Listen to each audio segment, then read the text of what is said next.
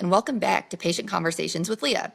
Today I am here with my friend Cori for the third episode in our three-part series. We're going to talk a little bit about she was diagnosed in this huge window of change between 30 and 40, all the things that are going on and with your personal life and with your career and all the things, dating. And we're just going to talk a little bit about how she's dealt with or managed, triumphed over some of these life changes along with being a cancer patient. Welcome, Cori. I'm glad to have you back today, and I appreciate you being here. Thank you for having me. No problem. So let's just start this. Let's just talk about I'm going to think about some things that are milestones. How has this affected just your career path in general? So I was really focused on my career in my 20s. I used to work in marketing.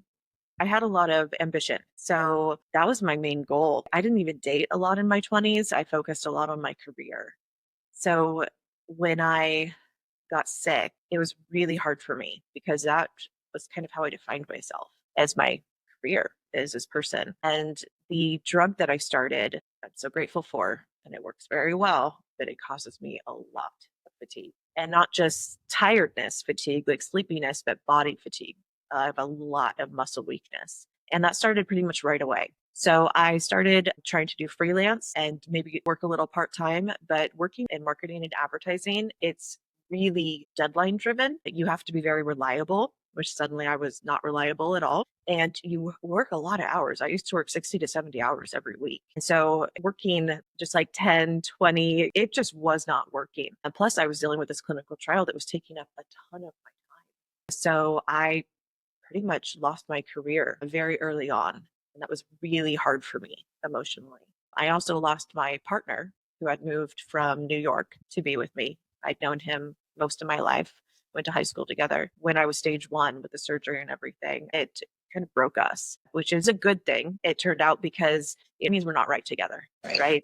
Yet we're going to get married and have kids and the whole thing. If I wouldn't have gotten stage 1 cancer, we'd be married right now and have kids and all of that.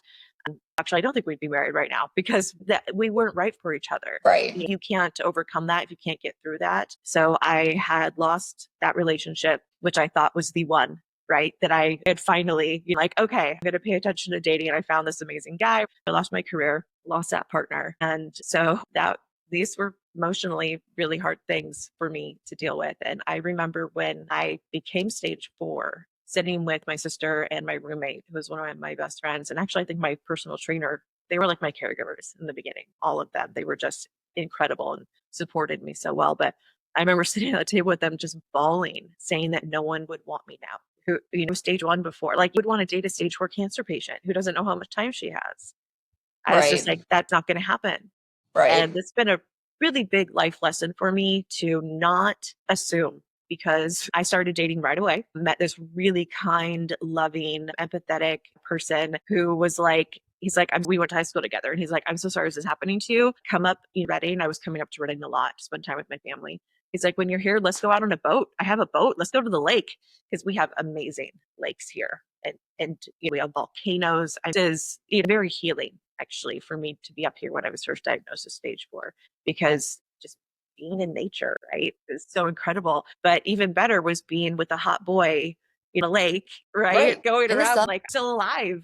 Started my clinical trial. It's working. Like, don't know what the future holds for me, but this is kind of, yeah, I immediately started dating. And then after he and I broke up, I went on Tinder and I was in Reading.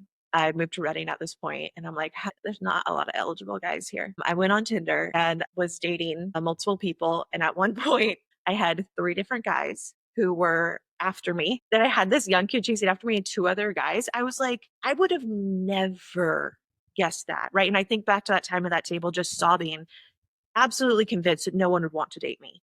You could have Right. never told that version of myself that in the future, a couple of years in the future, you're going to have 3 guys who are like, I've dated a lot since then. I was even engaged for a while. That was hard. I thought that I had found my person. Even when you have stage 4 cancer, you're not what broke us up, which is awesome. He was very supportive and great person, but it just wasn't right. And I think it maybe rushed into it a little bit because I am stage 4. Maybe I didn't give it the amount of time that I should have to see if we were really right together. But it was like, guy's awesome. His kids are awesome. You love it. Like, do it. Yeah, that would be really difficult. And it's actually really pleasantly surprised me how many people were open to it. Some of the guys I didn't tell right away because I was terrified that they weren't going to want to date me anymore. And like you said, we look healthy and he only sees me once or twice a week. So he doesn't see my fatigue, right? I can rest for a couple of days and then get dressed up pretty and go on a date. Yeah, do Easy. this. Yeah. And so when I finally told him we've been dating for a couple months, and I was like, well, this is it. He's going to break up with me. I finally told him, and he was just absolutely shocked and I think a little confused because he's like, you look so healthy. I don't understand. What do you mean you could only have a few years left? And it's difficult for people to wrap their head around. And it just isn't what a lot of other cancers look like. A lot of us don't go through the chemo that where you lose your hair. And so people don't, this is the new kind of face of cancer or these new type of treatments that help you live longer and healthier lives. And the world hasn't quite caught up with that yet. They don't know that. I've actually had people tell me straight up that they do not believe me, that they think I'm lying, that I don't have cancer because their sister died of cancer and that's not what cancer looks like. But anyways, that guy that I waited a couple months to tell, which is probably not the best thing to do. I don't recommend that. Like honest with people, I was just terrified. This guy's not going to want to date me. And again, I was wrong. He stuck around for a year. We had a wonderful year together. And again, we did not break up because of my cancer. So it's been a big life lesson for me about that, Yeah. really big. And dated a lot for pretty much just until my ex-fiance and I broke up. I haven't really dated since then. These past couple of years, I've just kind of for myself. I have had to, because I lost my career, I think I told you it really made me lose my footing of who my identity was and who I was. Hmm. And because I had so much fatigue, it was really difficult for me to do other things. But Yeah. I have slowly cut out. I've been volunteering. I started volunteering all over just to see what would stick and where I could use my marketing skills. And kind of happened by accident, got into cat rescue. And I started, I actually had a kitten rescue, a person who became a really good friend. We had that for a couple of years. Now I volunteer with a cat rescue here locally. And it's pretty shocking how much I've learned, like the business world and through marketing that is helpful at nonprofits. Yeah. So, Oh, yeah. yeah, I've slowly kind of taken a while, like I said, but it's really, really Good. nice and yeah, for me to have Yeah. You could have to something. just totally change your plan. It's a change of plans. It's a change of plans. Kind of grief. You had to grieve. You're still grieving it, but you had to grieve certain losses before you could then find this new way, identity, if that is what, because nobody wants to be just known as the lung cancer patient. Like, That's what I felt like I became. right. Yeah, especially because it's a small town community. I knew it was going to get around. And so Right. I put it out on Facebook. I tried to get ahead of it and I did everyone too. knew. And so it was showered with so much support and love.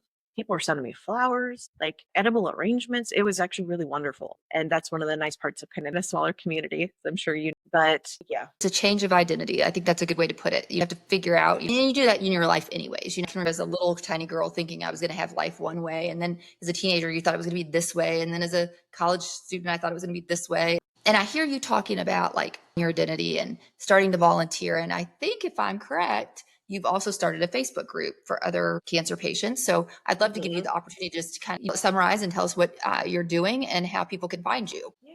One of the other things I did with volunteering was I became very involved in the ALK positive Facebook support group, like I talked about in other Mhm. episodes, where I was just commenting on every single comment, to help out all of these people. And when ALK positive became a nonprofit, volunteered a lot of my time, getting it off and going. And I still volunteer. I still try to be in there. I've actually created a couple different groups for people with actually they don't even have to be young, just kind of oncogenic cancers. One is a male brigade where when we see people who are really struggling, like been in the hospital and they're really down, we send them cards. And it's just something that's small, but like it's just hard. Like it's hard. And sometimes it's just really nice to get mail.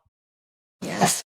So I started that. That's been really fulfilling. And then now, just recently, with all of the changes with the HHS, 10,000 jobs being cut, and then also the budgets being cut, but we don't yet know how that's going to affect the National Cancer Institute, which is under the HHS. And then a bunch, well, not a bunch, 25 million was from lung cancer funding. It's kind of fire in me to become more of an advocate. And so I created a Facebook group for people who are advocates or who want to do more advocacy, because, the Facebook groups, a lot of them, they really focus on the medical, Right. which is important, Yeah. in there. And they're like, I'm in the hospital and I have these symptoms and I don't know why. Like, that's important. And so we don't want to pull away from all of that, all these call to actions, National Cancer Society and to call their senators. So I thought it would be good to have just one group where we can talk about that. And, the national day of calling your senators or things like that, that we're aware of it, because it's difficult to keep on top of all of this stuff. So I created, it's called Lung Cancer Advocacy Group. And I think we have almost 200 people in there now. It just started a couple of weeks ago. That's And awesome. supporting each other. And eventually, right now we're talking a lot about political advocacy, Yeah. but eventually we're going to be talking about all the other types of advocacy, and what you're doing. Yeah. This Awesome. advocacy, this Oh, yeah. incredible. Well, thank you. It's like things like that. It's you just search in the group section of Facebook, just lung cancer advocacy. There's two groups. There's one that's lung cancer advocates, and that's a separate group. It's a large group, but I'm trying to take a note here in my phone. Now I can remember this because it will. Well, I'm going to have to check it out. That's, something I've often thought about is, get into those patient groups at first. You're so overwhelmed with your medical being. And then you're like somebody saying, oh, like you call your senator, do this. And you're like, you can't even talk about it without crying. Like you're not there. yeah. And I was talking to a patient. I don't even remember when. That's again another thing in my chemo brain here. But you have to almost go through this period of just getting your feet underneath of you. It's like a mini grief cycle where I think you kind of like and the sadness and the denial and the anger. Yes. And then once you kind of round what you've got dealing with and your scans are coming back and you feel like you're in a good spot with your care, then that's the time to try to get into advocacy. I think so many patients feel the pressure that as soon as they get diagnosed, well, start doing this, which no, take care of yourself first. I always say it's like when you fly an airplane where they say, put the oxygen mask on yourself first and then on your child or whatever. And that's exactly what it is. You've got to get yourself ready, because I know looking back, if somebody would have asked me to be an advocate 6 months out, I'd been like, what am I going to say? Or I would get up there and be like, whereas there's time for that. I just want, you're making a good point. Like, let's especially don't take away from those patient groups and what people need just in the like that here and now kind of, I do, what questions do I ask? Get all of that kind of somewhat, we're always learning, but feet underneath of you, and then kind of into this advocacy world, because there will always be a need for advocates. And in our situation, people get sick, people pass away, and we have to be able to pass that torch. So I think having a group for that is great. And people who aren't ready to be there, and maybe they join and they just know that it's there and they can go back to it when they are ready. So kudos to you. Yeah. Thank you. Yeah, I think that's a really good point. What you said is that there is a lot of pressure put on us because lung cancer is, most underfunded cancer. Right. And it's very angering. It's a word. Yeah. So it is a lot of pressure put on us the fight. And you're right. We're not ready for most of us are not ready for quite a while. Right. And every kind of advocacy is right for every person.